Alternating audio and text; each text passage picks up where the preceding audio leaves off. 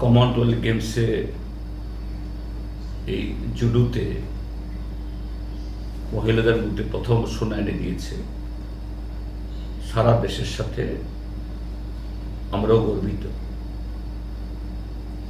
ত্রিপুরাজ্যের একজন কন্যা হিসাবে আমরা ত্রিপুরাজ্যের মানুষ সকলেই, আমরা তারা প্রস্ত না, সকলে এই ক্ষেত্রেতে আমাদের সমান আনন্দের সম্পর্কে কোনো সন্দেহ নাই। কিন্তু শাসক দল এত বড় আনন্দের মধ্যেও আমি আজকে দুপুরবেলা মন্ত্রী টিঙ্কু রায়ের বক্তব্য দেখছিলাম, যেন একটা অপরাধভূত কুকরে কুকরে তাকে খাচ্ছে। সেখান থেকে তিনি কিছু আবল তাবল বকছেন যে অস্মিতা যে ত্রিপুরা পুলিশে চাকরি না করলে কি হবে। এই মুহূর্তে ত্রিপুরাজ্যে অস্মিতা না থাকলেও কি হবে, ভারত সরকারে তো তাকে পাঠিয়েছে। এর আগে আমাদের যে এই জিমন্যাস্টিক্সের এই দীপা কর্মকার, তাকেও ভারত সরকার পাঠিয়েছে। তো ভারতবর্ষের মেয়েকে কি পাকিস্তান পাঠাবে?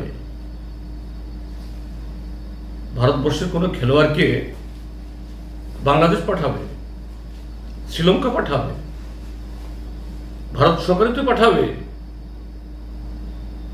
এটাই তো দস্তুর। কিন্তু প্রশ্ন হলো, হ্যাঁ, দীপা কর্মকার যে অলিম্পিকে অল্পের জন্য মেডাল পাননি, কিন্তু এ যাবৎ ভারতের ইতিহাসে চতুর্থ স্থানও দীপা কর্মকার আগে কেউ পাননি। ওই রেকর্ড দীপা স্থাপন করেছে, ত্রিপুরা থেকেই তো পেয়েছে। আমি তো স্পোর্টস মিনিস্টার ছিলাম এবং তখন আমি এমপি। তখন কেন্দ্রের এই ক্রীড়ামন্ত্রী ছিলেন এই যে আসামের সর্বানন্দ সোনোয়াল। সর্বানন্দ সোনোয়ালকে দিয়ে বলিয়ে, ইভেন সর্বানন্দ সোনোয়াল তখন মন্ত্রী, স্পোর্টস মিনিস্টার, তিনি এসেছিলেন ত্রিপুরাতে।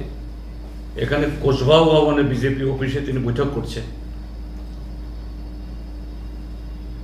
আমি তাকে ফোন করেছি, mister Sarbananda, how are you? আমাকে দাদা দাদা বলে ডাকেন। আমার বিজেপিতে জয়েন করার আগে থেকে তার সাথে আমার ভালো পরিচয়, তখন থেকে আমাকে দাদা ডাকেন। দাদা, আমি তো বিজেপি অফিসে মিটিং করছি। আমি সেখানেই এই দীপার কোচকে পাঠিয়েছি। তাকে বলেছি, ভাই, তুমি দীপা কর্মকারের জন্য যা প্রয়োজন তা করে দাও। তিনি করেছেন। তো ভারত সরকারের মন্ত্রী হিসাবে একটু তার দায়িত্ব। কিন্তু দীপা কর্মকার এই সাফল্য অর্জন করতে তাকে বিহারে যেতে হয়নি, তাকে উত্তরপ্রদেশ যেতে হয়নি, তাকে মধ্যপ্রদেশ যেতে হয়নি। ভারত সরকারের সাহায্য নিয়েই তিনি উন্নত মানের কোচিং করেছেন, তারপরে অলিম্পিকে গেছেন। ভারত সরকারই করেছেন। এটা আজকে বিজেপি আছে বলে নয়, যে কোনো দল থাকলে সরকারই করবে। তো সেই ক্ষেত্রে অস্মিতার জন্য হলো না কেন?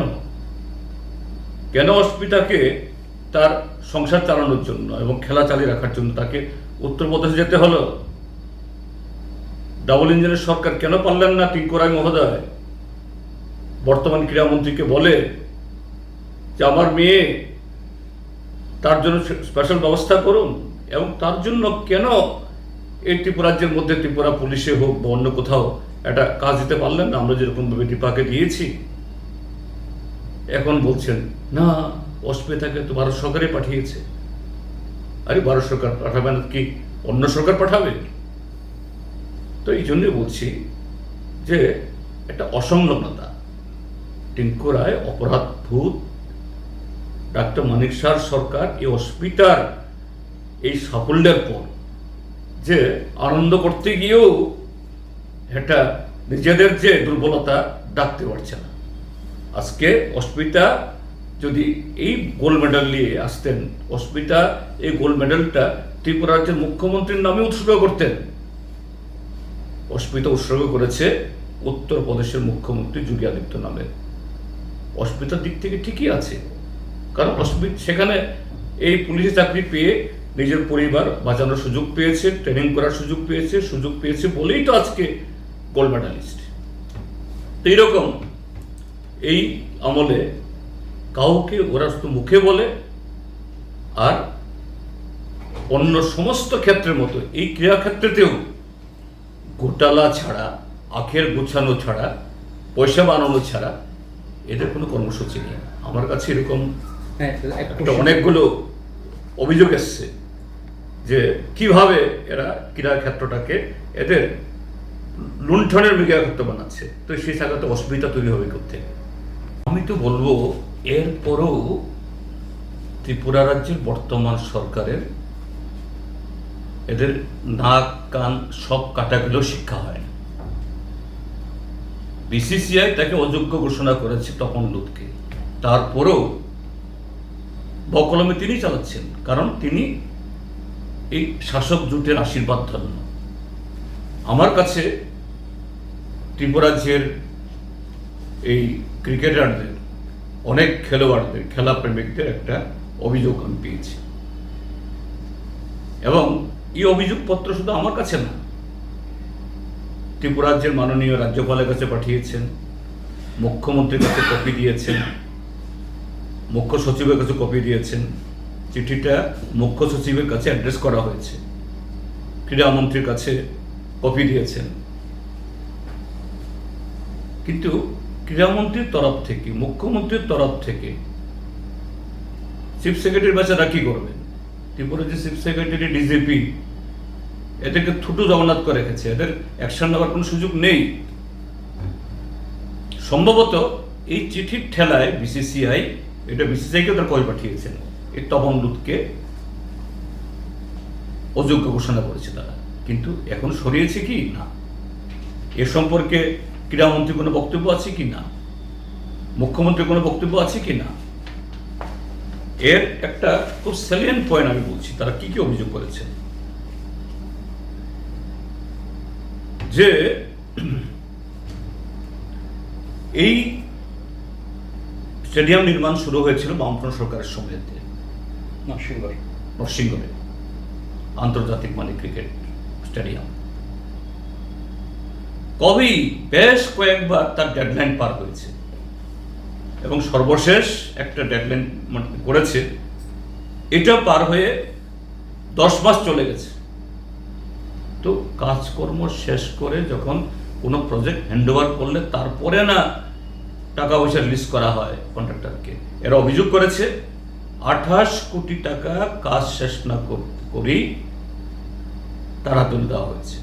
1, 2, 2025-26 সালের একটা ইন্টারিম বাজেট করেছে 108 কোটি টাকার, কোনো ব্রেকআপ, কি খাতে খরচ হবে, কেন খরচ হবে, এই তপন লুতের নেতৃত্বে 108 কোটি টাকা। তারপর সেখানে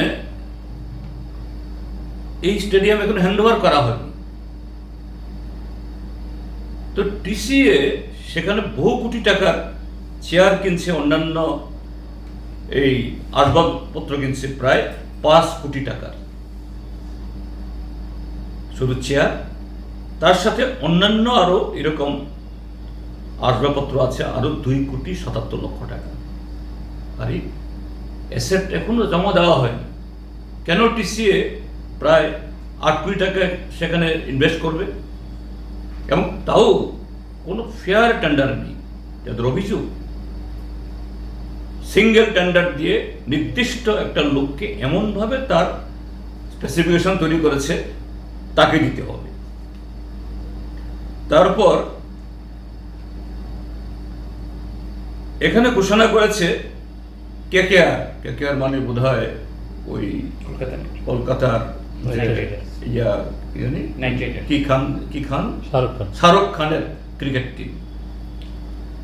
শাহরুখ খানের মুখ দিয়ে তো কোনো শুনিনি, KKR এর তরফ থেকে তো কোথাও এরকম হয়নি। আর এখানে তারা বলে বেড়াচ্ছেন এটা যে KKR এর সেকেন্ড হোম গ্রাউন্ড, মানুষকে থলি বাড়ানোর জন্য, ধোঁকা বাড়ানোর জন্য সই করেছেন বহু পথিতদশা ত্রিপুরাজ্যের ক্রীড়াবিদরা, ক্রীড়া সংগঠকরা, ক্রীড়া প্রেমীরা।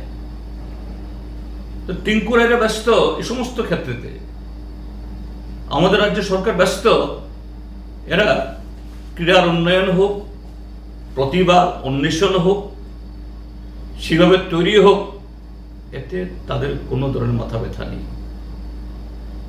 শুধু এই যে ক্রীড়া প্রেমীরা যে অভিযোগ করেছেন, কোত্থেকে তারা অন্য রাস্তাঘাট পানীয় জলের সব মুখ থুবড়ে পড়ে আছে। আগরতলাতে ব্যাংক মুতলেই এখন এই রাস্তা ডুবে যায়, ড্রেন ভরাট হয়ে যায়, জাতীয় সড়কের অবস্থা খারাপ, কাটমানি, সোর্স মানি, এখানেও আজকে সেই সংস্কৃতি হয়েছে।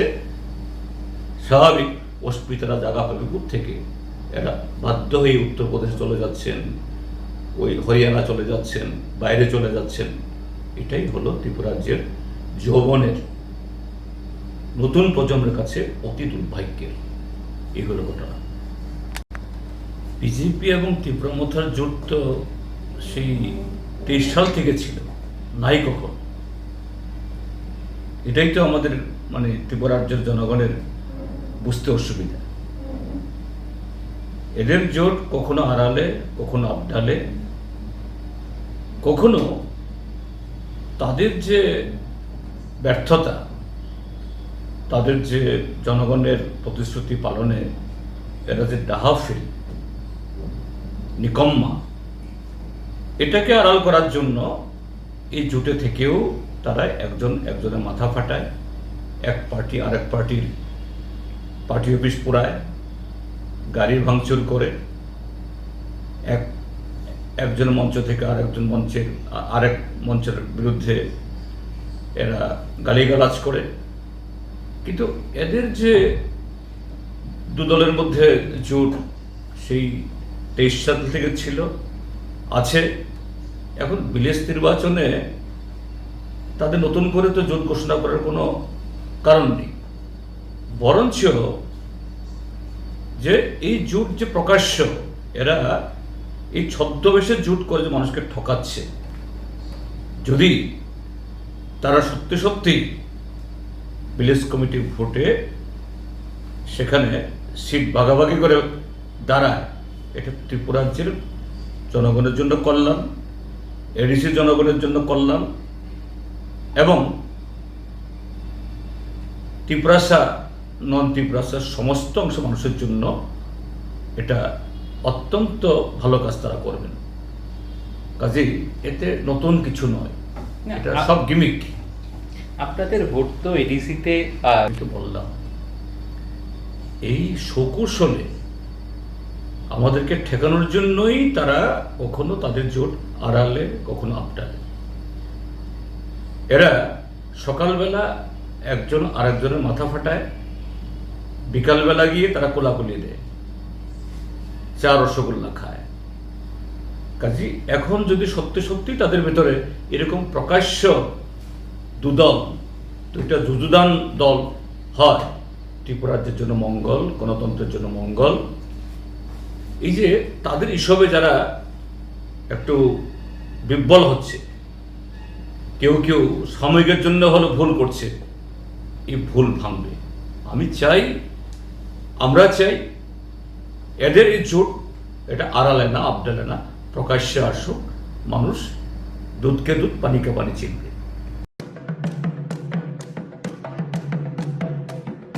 गोथार केर मोताइनो रोगसावै हास्तेनि तै हायगनि जत लोकरगनो खुलुमा तै हामजागमा याफारो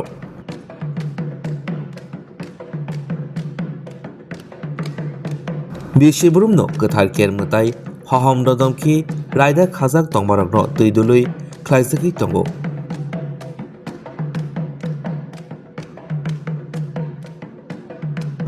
हास्तेनि हामक्राय कामिनि हामक्राय लोगो हामक्रायनि बागै गोथार केर हहम ददमखि ख्लाइजगो बिसिबुरुमनो